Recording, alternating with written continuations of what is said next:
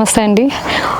మనకి అద్భుతమైన పువ్వులు, పుష్పాలు, ఫ్లవర్స్ మన ధర్మంలో, మన దేశంలో మనకి దేశవాళీ ఫ్లవర్స్ మన సృష్టించిన అరోమాస్, వీటిని పర్ఫ్యూమ్స్ అని కూడా అంటాము. అంటే సెంటు ఉపయోగిస్తారు కదా మనకి బ్యాడ్ స్మెల్ రాకుండా. సో అలా పూర్వకాలంలో రకరకాల ప్రాంతాలను బట్టి, ప్లేసెస్ని బట్టి పువ్వులు ఇచ్చాడండి భగవంతుడు. కలర్ పువ్వులు, అందులో ఎన్నో రకాల దేశవాళీ. దాంట్లో మీకు ముద్దబంతి, ఇట్లాంటి ఓకబంతి అంటాం, దీన్ని రేఖబంతి అని కూడా అంటాము. అసలైన దేశవాళీ బంతి. చీంబంతి అంటాం కదా, మన కారం బంతి అంటారు కొంతమంది, కుంకుమ బంతి అంటారు.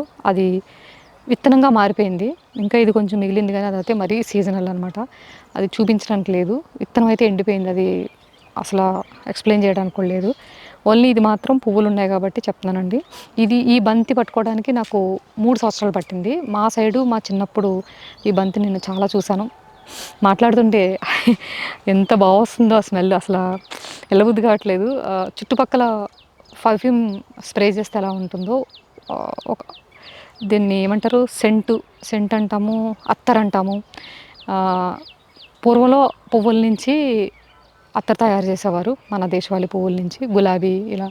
ఇప్పుడు అంతా తారుమారు అయిపోయిందండి, పాయిజన్స్ వాడుతున్నారు.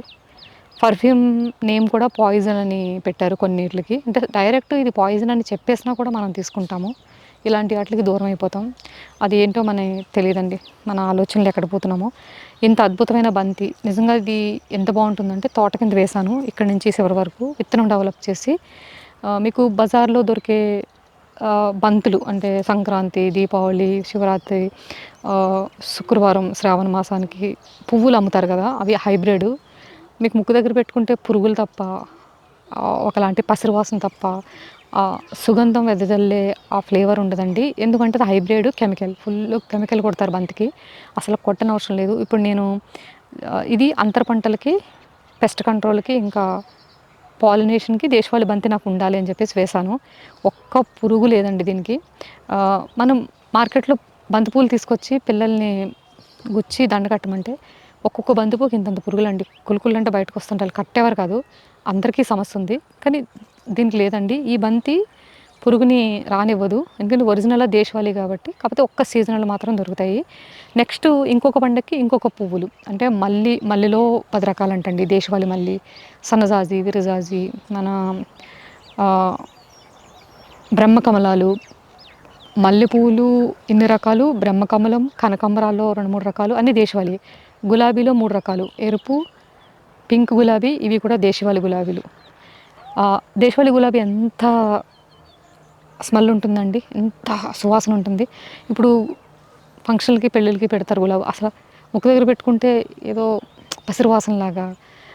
హైబ్రిడ్, సో దానికి కెమికల్ స్ప్రే చేస్తారు. మనకి దేశవాళీ గులాబీకి కెమికల్స్ అవసరం లేదు. దానంతా అదే దొడ్లో వేసుకుంటారు. మన పల్లెటూరులో ప్రతి ఇంటి దగ్గర దొడ్లో, పెరట్లో ఒక గులాబీ చెట్టు ఉంటుంది, ఒక మల్లి చెట్టు ఉంటుంది. బొగుడు మల్లని, చిట్టి మల్లని, ఇలా చిన్న చిన్నవి. పారిజాతం పుష్పం ఎంత బాగుంటుందండి, పారిజాతం మోదుగా. మొన్న రీసెంట్గా నేను వాట్సాప్లో స్టేటస్ పెట్టాను, అద్భుతమైన మోదుగు పువ్వులు. అది ఈ సీజనల్లో వస్తాయి, ఎందుకంటే హోలీ కదా. హోలీకి మోదుగు పువ్వుల్ని నీళ్ళల్లో ముంచి నానబెడితే ఒకలాంటి కలరు, ఆరెంజ్ కలర్లో మారిపోతాయి అనమాట. మోదుగులో 2 రకాలు ఉంటాయి, ఒకటి ఎరుపు, ఒకటి ఆరెంజ్.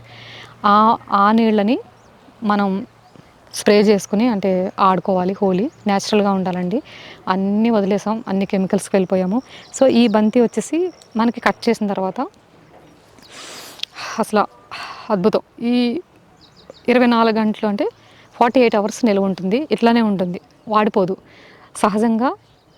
ఇప్పుడు మనకి అవి కొన్ని మార్కెట్లో తీసుకెళ్ళగానే కొంచెం లేట్ అయితే వాడిపోతూ ఉంటాయి, వాళ్ళు తీసుకెళ్ళి పడేస్తుంటారు, ఎందుకంటే ఫ్రెష్ లేకపోతే కొనం కదా మనం. దీనికి అట్లా ఉండదు, నిల్వ కెపాసిటీ ఉంటుంది. ఇట్లా రేఖలా ఉంటాయి. ఇవి సీడ్ కోసం ఉంచానండి. ఇది ఎండిపోయిన తర్వాత మీకు హైబ్రిడ్ ఫ్లవర్స్ సీడ్కి పనికిరావు. మళ్ళీ వాళ్ళు నారు పెంచి కెమికల్ ప్రాసెసింగ్ చేసి విత్తనాన్ని కెమికల్తో ప్రాసెసింగ్ చేస్తారు. మనమేమో సీడ్ని, అంటే బీజం అంటాము, సీడ్ అంటే బీజం, మనం బీజామృతంతో ప్రాసెసింగ్ చేస్తాం. ఇప్పుడు ఇదైనా ఇది నేను చేయలేదు, వేసేసాను, అయినా చాలా బాగా వచ్చింది.